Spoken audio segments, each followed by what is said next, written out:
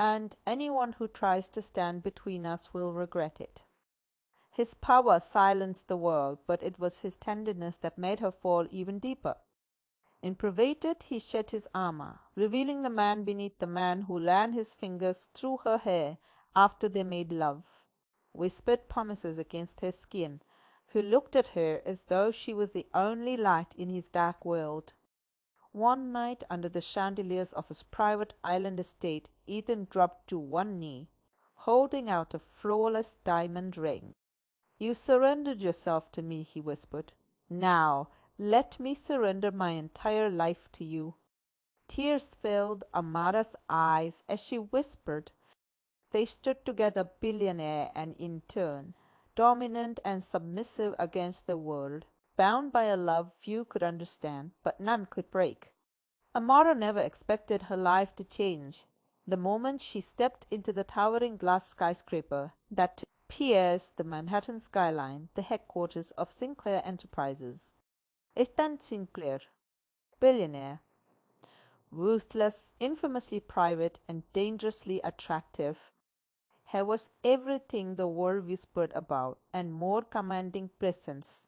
Sharp jawline dusted with a hint of salt and pepper stubble, tailored suits hugging his tall frame, and cold grey eyes that seemed to see straight through her. She was just an intern. He was the man who ruled entire empires with a single word. But the first time he laid eyes on her in the boardroom, time seemed to pause. "Miss Evans." His voice was a rich, deep velvet. "Stay behind after the meeting." Her heart pounded as everyone filed out, leaving her alone with the predators circling her. "You are far too bright for a coffee-fetching internship," Ethan murmured, walking slowly around her. "You've caught my attention." "Thank you, sir," she whispered, her cheeks flushed. His gaze dropped briefly to her lips darkening.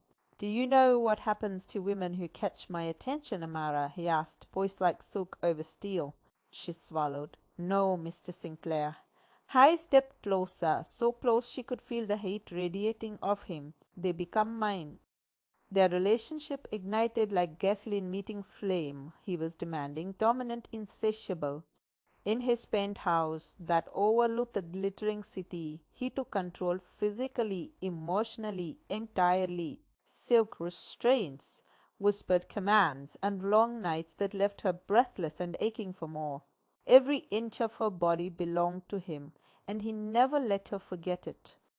"You are mine, Amara," he growled against her ear, as she writhed beneath him completely at his mercy. "Say it, Daniel," she gasped, eyes wide with raw pleasure. "But outside their private world—" But outside their private world, their romance was a scandal. "You're nothing but a plaything to him," her friends warned. "He's using you," the tabloid screamed. "Leave him before he discards you," her family begged. But they didn't know Ethan. When the media hounded her, when her father threatened legal action to free her from his control, Ethan stood before the world and declared, "Amara Evans is not my mistress. She is not my toy. She is my future.